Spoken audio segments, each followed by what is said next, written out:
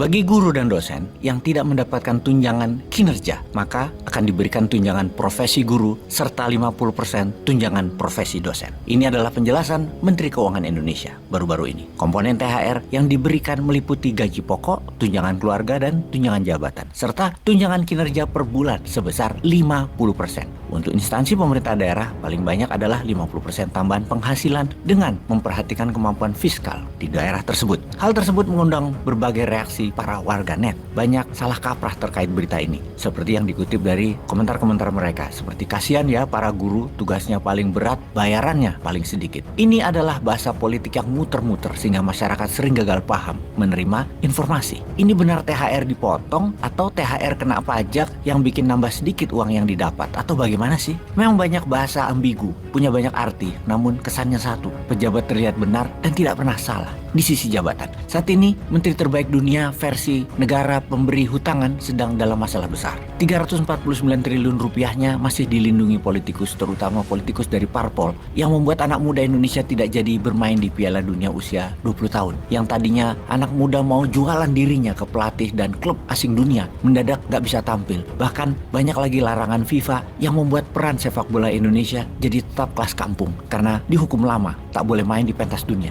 Memang aneh zaman reformasi ini. Undang-undang yang membuat rakyat lebih baik lama sekali lahirnya atau diciptakannya lama. Tapi kalau undang-undang untuk keuntungan segelintir manusia elit di atas dan keuntungan asing, cepatnya bukan main. Kembali ke triliunan rupiah. 349 triliun rupiah itu bukan lagi sebuah mega korupsi di rezim ini. Ini adalah rekor dalam periode 7 presiden. 349 triliun money laundering merupakan era korupsi, bukan mega korupsi lagi. Ini adalah the best of the best korupsi, core of the core-nya korupsi yang kemudian dengan pedenya dilindungi secara berjamaah oleh politikus. Dan ada 460-an nama katanya dalam 349 triliun rupiah itu yang tersangkut. Bayangkan, ada yang mendapatkan 1 triliun rupiah pastinya kan? Coba kita hitung, kalau setahun dia dapat 5% aja dari uang yang dia bungakan. Ini nilainya 50 miliar setahun atau 4,1 miliar sebulan. Kita bayangkan ya, dalam 1 bulan dia kalau tidak bisa menghabiskan uang 4,1 miliar, maka di awal bulan depannya dia dapat lagi 4,1 miliar. Lalu dia belanjakan lagi. Belum habis, datang lagi 4,1 miliar awal bulan depannya. Maklum,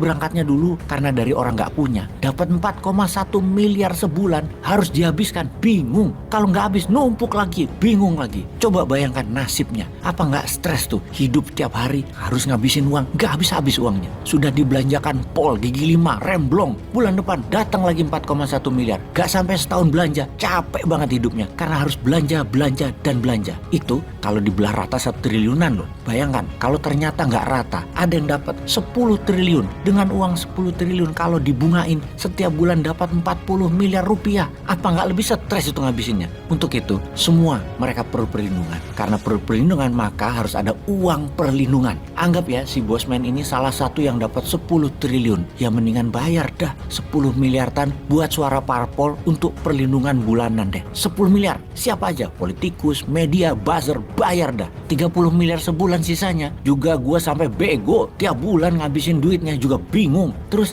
daripada gue dioyak-oyak cuan gue yang 349 triliun, mending bayarin buzzer. Supaya rakyat fokus pada kadrun. Sama gagalnya Piala Dunia usia 20 di media dan medsos. Kan rakyat butuh hiburan. Hiburan yang rakyat suka adalah drama dan gosip. Mainkan terus di media supaya lupa sama 349 triliun ini. Dan kalau perlu gue belah dikit cuan gue yang 30 miliar sebulan karena capek nggak habis-habis, mending gue manfaatin untuk membangun opini perpanjangan masa jabatan 3 tahun sampai 2027. Gue buang dulu dah 30 miliar tan sampai beberapa bulan ke depan. Yang penting masyarakat jadi setuju perpanjangan masa jabatan dan gue dukung 100% buat IKN berkelanjutan. Soalnya IKN yang akan jadi ibu kota Indonesia 17 Agustus 2024 tahun depan, bisa dibayangkan kalau Februari 2024 ada pilpres dan pilpres yang menang atau yang jadi adalah pejabat bukan dari yang orang sekarang, bukan dari gengnya incumbent.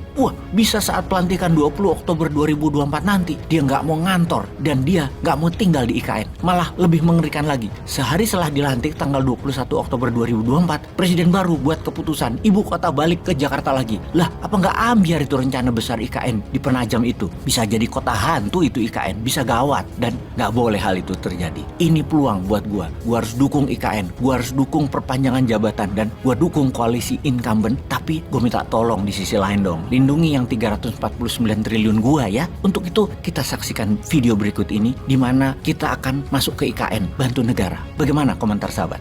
Peace.